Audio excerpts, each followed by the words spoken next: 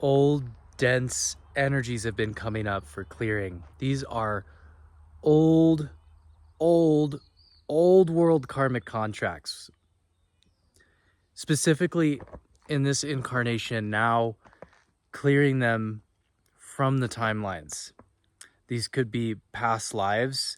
Perhaps you had the experience of the witch wound, of being persecuted in past lives for being a seer, for being a psychic, for being a light worker, for being revolutionary, or just someone who has carried some kind of heretical energy, a heretic energy that went against the grain of the societal norm.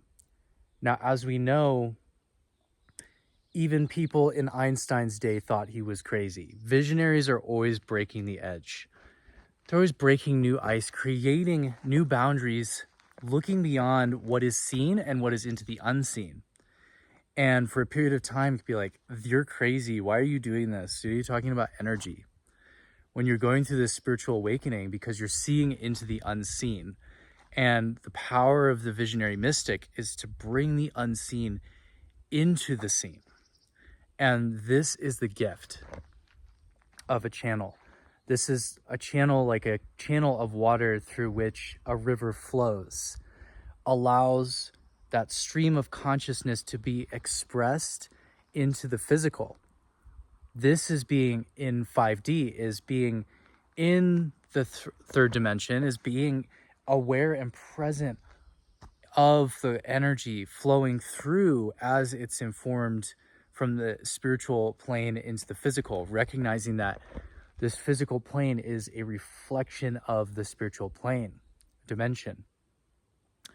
And so you've been being led to the deep inner work and alchemy of reconciling the opposites, to reconciling these polarities, these disparate, seemingly disconnected aspects of self, into unified wholeness through recognizing each of their own expression and meeting them with love, right? That is shadow work, is going into the darkness and bringing it into light and bringing it into loving awareness. And so you're doing this, you're reconciling the old lower astral dramas, right? That are recreating, imprinted into the collective of humanity, creating those old stories, right? And realizing that the stories that we're creating are coming from the Akash. They're imprinted into the Akash. And so what stories are you tuning into and what stories are you telling? And recognizing the places in which you may have been giving your power away, speaking spells that did not serve you, following other people's advice and guidance rather than your own inner authority, and then reclaiming your sovereignty, reclaiming and being a clear and open channel of divinity to flow through you in authenticity is your birthright, is your ability to translate those vibrations and to be guided, to be connected to your internal guidance system is so strong. It's so online for you. So many good things are coming online for you. So much is recalibrating for you. There's a cellular restructuring. The Pleiadian Star Council is coming in here. We are tuning in right now on the journey from Mount Shasta, and the Blu-ray consciousness is coming in with the Ascended Masters, collective of Ascended Masters and benevolent ancestors, benevolent guiding forces of consciousness, the aspects of consciousness that are supporting the ascension of humanity on this planet. This Blu-ray consciousness coming in and blessing with the new earth template, unlocking these ancient memories that you have within yourself, dormant within your DNA, remembering of times of ancient Atlantis and Lemuria, where we were magician priests and priestesses, kings and queens, not in an egotistical way, but in the recognition that you are forgotten royalty, living in a planet gone surface level. In the depths, you remember your ancient divine heritage from the Pleiades, the blue star, right? From Sirius, sister families of Arcturus. And these cosmic families are constellations of souls that are incarnate. They're like way stations of unique aspects of that blue, different tinges of that blue ray and indigo consciousness, that higher consciousness of remembrance of unity, and coming from an experiment where, for example, in the Pleiades, unity consciousness was already created. It was already experienced individually and collectively. So then here on Gaia, Gaia is the akashic library made physical for the universe. Gaia is the genetic library of the gods, of the star beings, right? And through the ancestors, and recognize that we are living in a planet thriving with life. So of course, to our cosmic family, Earth is of great importance because it is a living experiment of love. And where this genetic library of the Akash allows for this experiment of love in order for us to move from separation-based consciousness and into unity-based consciousness, also known as heaven on earth, or movement into the golden age, the age of Aquarius, a time of great peace and prosperity and love and blessings, in which the uniqueness of the diversity of consciousness is recognized from that state as being all-encompassing of different states of being, different people being able to be their unique expression, and also recognizing that we are all one.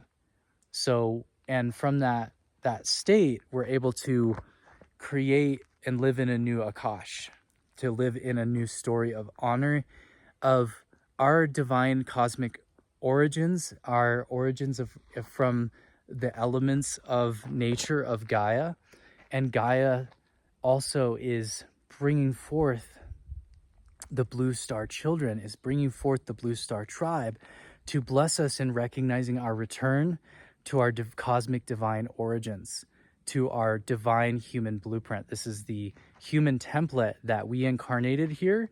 And so when we incarnated here, we passed through the veil from these higher dimensions and completely forgot who we were. But we were also here in ancient times, in Lemuria and Atlantis and ancient Egypt, and actually were a part of Thoth consciousness, right? Instead of looking at Thoth as a being, look at Thoth as a consciousness of the Akashic scribe of the ancient mysteries of inner alchemy that is being preserved through the scribes and lineages of these ancient mysteries, but also are beyond because they're available in the Akash now. So you can access them through these ancient streams, but they're also just available in the Akash because it's an eternal consciousness. Thoth consciousness can be tuned into to help you to access your Akash, access your Akashic library and memories of particular gifts and talents that you may have had from that time, or things that are coming forward in your memory consciousness, your memory bank, to help you recognize and understand and integrate the downloads that you may be having at this time, that we were there and we are now. And so when we passed through this veil, we forgot who we were, so that we could have this journey of remembrance of our return to our cosmic origins. And so we could activate the divine human template, which also meant taking on and clearing a lot of karma that was also in the body, right? Because the earthly body has its own Akash, it has its own memory, and that includes our physical ancestor line lineage. So if you've been doing lineage work, if you've been looking into your ancestry, perhaps there's European, Native American, Celtic, Scottish, Norse, whichever it is for you, people are working with different energies that are tracing that back and clearing those energies. And when you're clearing those energies, you're clearing those memories from the body, which your body is like your spacesuit. It's your earthly avatar. So as you're going through and you're clearing, these vibrational patterns, these old wounds and distortions, you're liberating that for the collective. you're bringing it into the light. You're doing the alchemy, you're doing the shadow work, and you're liberating that into for the collective consciousness, and you're liberating.